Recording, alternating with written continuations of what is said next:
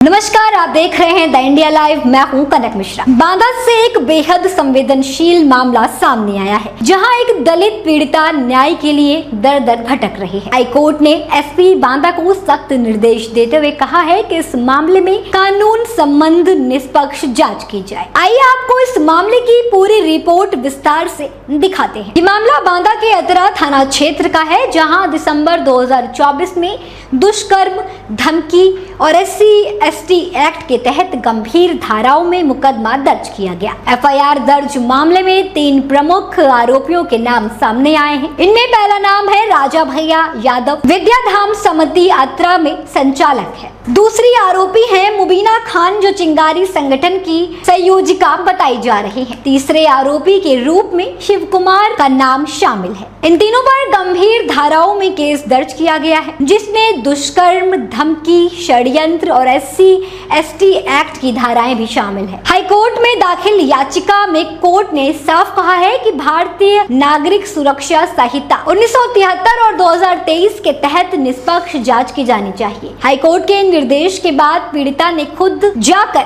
SP Banda से मुलाकात की और न्याय की गुहार लगाई। लेकिन हैरानी की बात तो ये है कि इस मामले को 8 महीने से CO अतरा प्रवीण यादव द्वारा सिर्फ लटकाया जा रहा है। अब तक किसी आरोपी की गिरफ्तारी नहीं हुई है। पीड़िता के एक अन्य केस FIR में CO ने 1100 पेज की चार्जशीट में 21 लोगों को बाहर निकाल दिया और सिर्फ राजा भैया को आरोपी बनाया। इस केस में राजा भैया को जेल भी हुई थी, लेकिन अब वो हाई कोर्ट से जमानत पा चुके हैं। इसी चार्जशीट को लेकर अब राजा भैया ने भी हाई कोर्ट में चुनौती दे दी है, जिसकी अगली सुनवाई 15 सितंबर 2025 को होने वाली है। पीड़िता का कहना है कि उसने अब तक 1 दर्जन से ज्यादा शिकायती पत्र लिखे, 14 दिन भूख हड़ताल की, यहाँ तक कि लखनऊ विधानसभा भी पहुंची, लेकिन कोई सुनवाई नहीं हुई। पीड़िता ने CO प्रवीण यादव को हटाने की मांग भी की है, क्योंकि वो केस को गंभीरता से नहीं ले रहे हैं। देखिए ये खास रिपोर्ट। सितंबर महीना 2024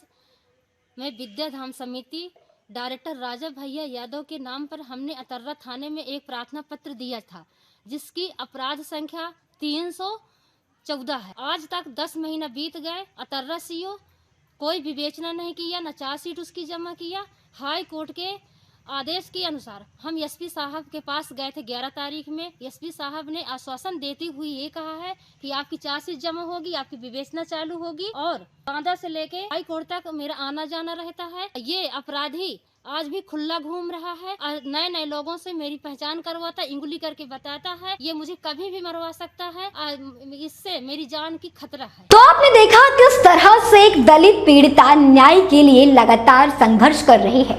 हाई कोर्ट ने स्पष्ट निर्देश दिए हैं कि मामले की निष्पक्ष और कानून अनुसार जांच। अब देखना यह होगा कि बांदा पुलिस और प्रशासन इस संवेदनशील मामले में कितना न्याय कर पाती है। जितना हो सके इस खबर को फैलाइए और देखते रहिए द इंडिया लाइव।